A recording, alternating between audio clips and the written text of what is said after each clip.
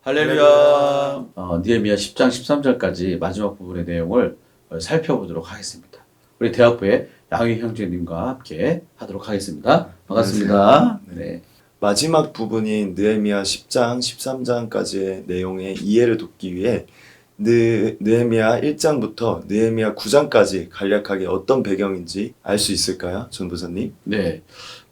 오늘이 시간이 마지막 네. 10장부터 13장까지 다루는 내용이기 때문에 간단하게 살펴보도록 하겠습니다. 네. 주전 4세기 5세기경에 이 페르시아 시대를 배경으로 하는 에스라, 에스더, 느헤미야는 연대로 봤을 때 구약의 거의 마지막 부분에 해당이 됩니다. 느헤미야서가 시대와 사건적으로 에스라와 연결되어 있습니다. 네. 두 사람은 동시대의 사람으로 에스라가 종교지도 잘하면 느헤미야는 평신도 지도자였습니다. 네. 그들은 포로기 이후에 예루살렘으로 귀환한 공동체의 개혁을 실행한 파트너로 라고 할 수 있거든요. 네. 이제 북이스라엘은 BC 722년에 아수리아에서 망하고요. 136년 후에 남유다는 BC 586년에 바벨론에서 완전히 망합니다. 네. 늦게 망한 남유다는 바벨론에서 1차, 2차, 3차에 걸쳐 바벨론 땅으로 포로로 끌려갑니다. 네. 그리고 약 70년이 지나서 고레스 칙령이 발표되고 고레스 칙령 이에 바벨론에 이에 포로로 끌려간 이스라엘 백성은 BC 537년에 수룹바벨이 이에서 1차 포로 귀환을 진행하게 되고 이때 성전 재건을 하게 됩니다. 그래서 2차 포로 귀환은 에스라에 의해서 약 79년 후에 이루어지는데요. BC 457년에 이루어집니다. 에스라는 말씀 교육을 통해 공동체의 영적 개혁을 단행합니다. 그로부터 약 13년 후인 BC 444년에 느헤미야의 3차 포로 귀환이 진행이 됩니다. 그래서 성벽을 재건하게 되는 거거든요. 느헤미야라는 이름의 뜻이 혹시 어떤지 알 수 있을까요? 느헤미야라는 뜻은 주님께서 여호와께서 위로하신다는 뜻이에요. 에스라는 주님과 동행, 함께 하시다는 뜻이고요. 자, 1장부터 7장까지는 성벽 재건에 대한 내용이고 8장부터 13장까지는 영적 계획에 대해서 다루고 있습니다. 8장은 성벽 재건하고 학사 에스라가 백성들에게 율법책을 큰 소리를 읽어줍니다. 9장은 율법책을 듣고 나서 자신이 얼마나 악을 행했고 율법을 어긴 죄인지를 깨닫게 되죠. 그리고 죄를 뉘우치고 자백하는 기도를 하게 되거든요. 그리고 악한 길을 떠나 하나님의 율법을 지키고 순종하겠다는 언약을 서명합니다. 그러고 나서 오늘 본문이 10장부터 12장까지로 13장까지로 이어지게 됩니다. 10장은 9장 후반부에서 언급된 악한 길을 떠나 하나님의 율법을 지키고 순종하겠다는 언약을 서명한 사람들의 명단을 소개합니다. 그리고 10장 30절부터 39절에 보면 또 세 가지를 요청하거든요. 한번 읽어봐 주시겠어요? 우리의 딸들을 이 땅 백성에게 주지 아니하고 우리 아들들을 위하여 그들의 딸들을 데려오지 아니하며 혹시 이 땅 백성이 안식일에 물품이나 온갖 곡물을 가져다가 팔려고 할지라도 우리가 안식일이나 성일에는 그들에게 사지 않겠고 일곱째 해마다 땅을 쉬게 하고 모든 빚을 탕감하리라 하였고 우리가 또 스스로 규례를 정하기를 해마다 각기 세겔의 3분의 1을 수납하여 하나님의 전을 위하여 쓰게 하되 그 30절에 이방인과 통혼을 금지하고 또 31절에는요 안식일을 지킬 것과 33절부터 39절까지는 성전을 지키라고 말합니다. 성전을 지킨다는 건 단순히 지키는 게 아니라 성전의 모든 기능, 본연의 목적대로 이루어질 수 있도록 그렇게 모든 것을 지원하는 거예요. 그러기 위해서 해마다 돈을 걷고 또 제사장과 레인들이 먹고 살 수 있도록 돌보라는 명령입니다.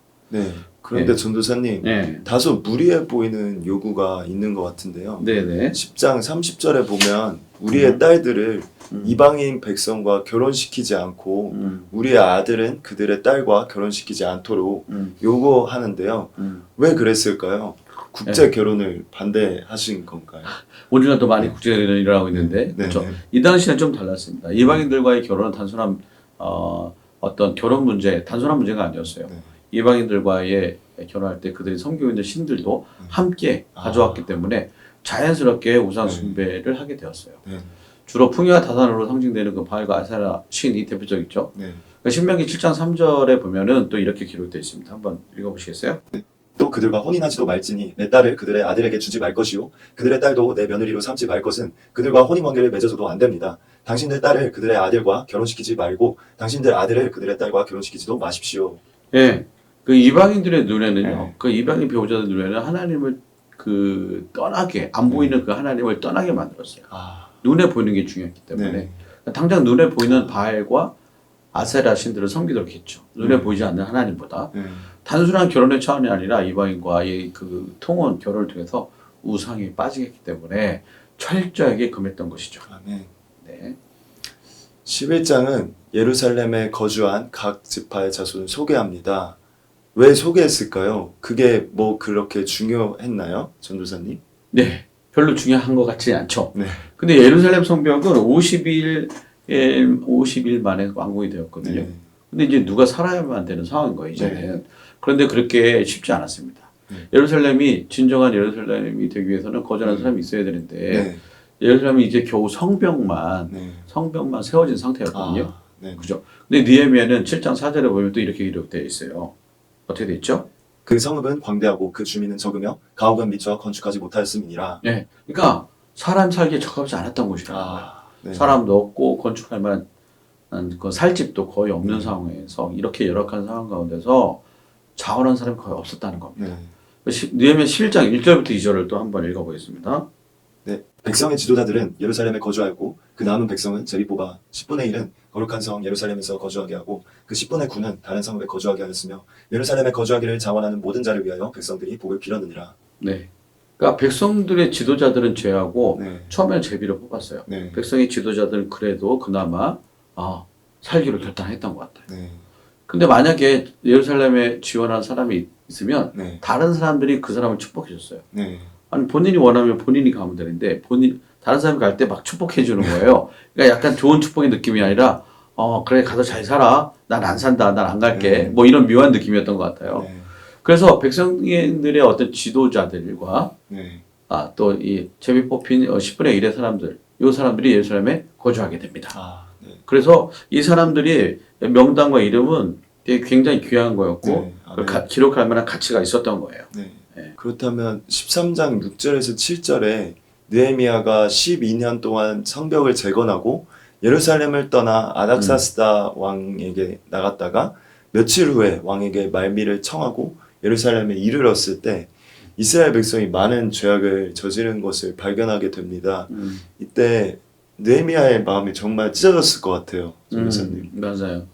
여기 보면 6절에 며칠 후라고 기록이 돼 있어요. 며칠 후에. 근데 며칠 후 만에 이런 일이 벌어지는 건 좀 이상하죠. 네, 그렇죠. 그래서 원어로 보면은 며칠 후가 왕의 며칠 후에라는 그 뜻은 원어로 보면은 날들의 끝이라는 뜻입니다. 날들의 끝. 그러니까 페르시아에 온 지 1년이 다 돼가는 무렵을 뜻합니다. 네. 즉 느헤미야가 12년 동안 그러니까 50일 만에 처음에 성벽을 건축하고 재건하고 네. 이후에 공동체 개혁을 이루고 네. 영적 개혁을 이룬 다음에 다시 12년이 지나서 아다스 왕에게 페르시아 아다스 왕에게 돌아갑니다.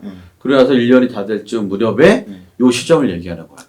요때 이크 다 될 때 1년쯤 됐을 때 그 예루살렘에서 이런 일이 벌어지는 거예요. 네. 그렇다면 전도사님, 네. 느헤미야가 1년 자리를 비웠을 때 네. 어떤 죄들을 짓게 되었고 과연 이들은 왜 그런 죄를 짓게 되었을까요? 그러니까 52일 만에 성벽을 건축한 그 기적도 맛봤고요. 네.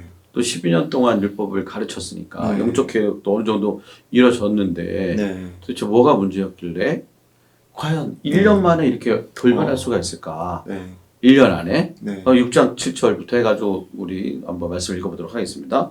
예루살렘에 이르러서야 엘리야십이 도비야를 위하여 하나님의 전들의 방을 만든 악한 일을 안지라. 내가 또 알아본즉 레위 사람들이 받을 몫을 주지 아니하였으므로 그 직무를 행하는 레위 사람들과 노래하는 자들이 각각 자기 밭으로 도망하였기로 내가 모든 민장들을 꾸짖어 이르기를 하나님의 전이 어찌하여 버림바 되었느냐 하고 그 레위 사람들을 불러보아 다시 제자리에 세웠더니 그때 내가 본즉 유다에서 어떤 사람이 안식일에 술틀을 밟고 곡식단을 나귀에 실어 운반하며 포도주와 포도와 무화과와 여러 가지 짐을 지고 안식일에 예루살렘에 들어와서 음식물을 팔기로 그날에 내가 경계하였고 그때 내가 또 본즉 유다 사람이 아스돗과 암몬과 모압 여인을 맞아 아내로 삼았는데 내가 모든 민장들을 꾸짖어 이르기를 하나님의 전이 어찌하여 버림바 되었느냐 하고 곧 레위 사람들을 불러 모아 다시 제자리에 세웠더니 이 내용을 보면요. 10장에서 서약한 그런 언약 세 가지 네. 이를 모두 다 지키지 않고 있습니다. 네. 첫 번째 뭐 이방인과의 혼인 금지, 네. 예. 그리고 안식일을 지키는 것, 또 성전을 지키는 것, 네. 이런 것들 하나도 지키지 않은 상황이었던 거예요. 네. 그 수많은 방해를 물리치고 이제 성벽 재건의 기적도 맛보고 네. 영적 개혁도 다 이뤘지만 네. 느헤미야 마지막 13장이 허무하게 이제 우울하게 죄를 선택하는 것으로 끝나는데 왜 그랬을까요? 그러니까 그게 정말 네. 생각해 볼 문제입니다. 네. 한 두 가지로 네. 이제 생각해 보게 되었어요. 네. 첫 번째는 리더의 부재예요. 리더의 부재. 니에미아가 1년 정도 자리 비웠을 때 네. 그 1년뿐인데 해결되지 네. 않는 문제들이 다 드러났습니다. 네. 리더가 얼마나 중요한지 다시 한번 알게 됩니다. 네. 이 장면에서 뭐 떠오르는 사람이 누가 있을까요? 저는 10계명을 받으러 호렙산에 올라갔다가 음. 내려왔을 때 잠깐 그 자리를 비운 그 찰나에 이스라엘 백성이 금송아지를 만들어서 우상숭배를 하고 있는 그 모습을 보고 모세가 정말 그 황당해 하면서도 또 슬퍼하는 그 모습을 본 그 장면이 떠오릅니다. 네. 그러니까 한 사람의 리더가 얼마나 중요한지 성경 속에 많은 예외가 있습니다. 네. 모세가 없었더라면 출애굽이라는 구원의 역사가 일어났을까요? 아니요. 네, 모세처럼 하나님과 정말 대면해서 이야기한 사람은 없습니다. 오늘날도 동일합니다.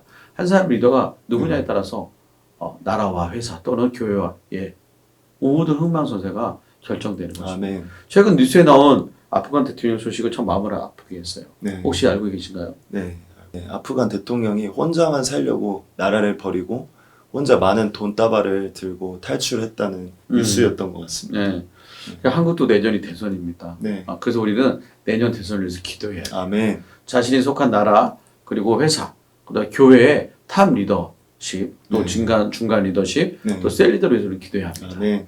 그것이 우리의 복받는 길인 줄 믿습니다. 아멘. 저와 여러분 모두 우리 담임 목사님과 우리 목사님, 권호정 목사님, 셀 리더 그리고 대선을 위해서 나라 민족을 위해서 기도하는 데 힘쓰기를 축복합니다. 아멘. 두 번째 이유는 무엇일까요?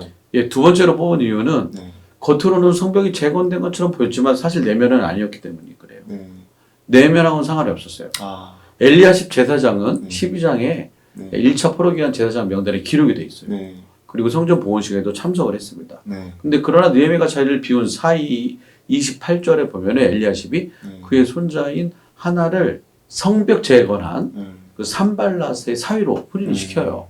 리더가 있을 때는 우리의 내면의 문제가 잘 안 드러납니다. 네. 그런데 해결된 건 아니에요. 네. 겉으로는 11조, 금요예배, 주일예배, 교회 봉사 다 할 수 있습니다. 네. 그러나 내면에 해결되지 않은 문제가 있는데 51일 만에 그 기적 같은 성벽이 재건되는 것을 경험했다고 해가지고 내면의 성벽도 재건되는 건 아닙니다. 우리는 겉모양만 보고 잘한다고 착각할 때가 많아요. 그래서 바울은 이런 고백을 해요. 고린도전서에서. 어떻게 고백하냐. 고린도전서 10장 12절입니다. 그런즉 선줄로 생각하는 자는 넘어질까 조심하라. 네, 섰다고 다 성전이 네. 성벽이 다 재건됐다고 네. 다 멋있네 이러는 사이에 넘어지는 겁니다. 네. 그리고 또 한 번 이렇게 고백합니다. 내 안의 문제는 내가 죽어야만 삽니다.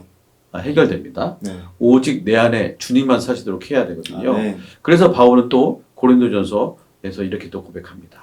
형제들아 내가 그리스도 예수 우리 주 안에서 가진 바 너희에 대한 나의 자랑을 두고 단언하노니 나는 날마다 죽노라. 네, 고린도전서 15장 네. 11절 31절 말씀이에요. 네. 우리 내면이 날마다 죽을 때 내 안에 모든 문제는 죽고 주님이 사십니다. 아멘. 하루 이틀 일주일 이벤트성이 아니라 사도 바울의 고백처럼 날마다 자아가 주어지기를 축복합니다. 아멘. 내가 나는 날마다 죽을 때 내면의 성벽이 완전하고도 온전하게 재건될 것입니다. 아멘. 저와 여러분 모두 내면에 온전하고 완벽한 성벽 재건이 일어나는 한 해가 되기를 예수님의 이름으로 축복합니다.